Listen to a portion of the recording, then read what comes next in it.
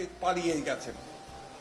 কতটা ইররেসপন্সিবল হলে গোটা জাতিকে আজকে একটা শূন্য অবস্থায় ফেলে দিয়ে তিনি এইভাবে চলে গেছেন। এখান থেকে বোঝা যায় তার যে আসল চরিত্র, সেই চরিত্র। আজকে আমি শ্রদ্ধা জানাতে চাই, প্রাণ ভরে আমাদের শ্রদ্ধা নিবেদন করতে চাই সেই সমস্ত শহীদদের, প্রায় 1000 খানেক শহীদ হবে যারা এই আন্দোলনে শহীদ হয়েছেন।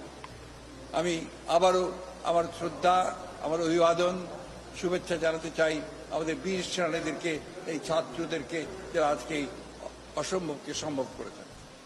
আপনারা জানেন যে দীর্ঘ প্রায় 16 বছর আমরা এই স্বৈরাচারী সরকারের বিরুদ্ধে সংগ্রাম করছি, লড়াই করছি।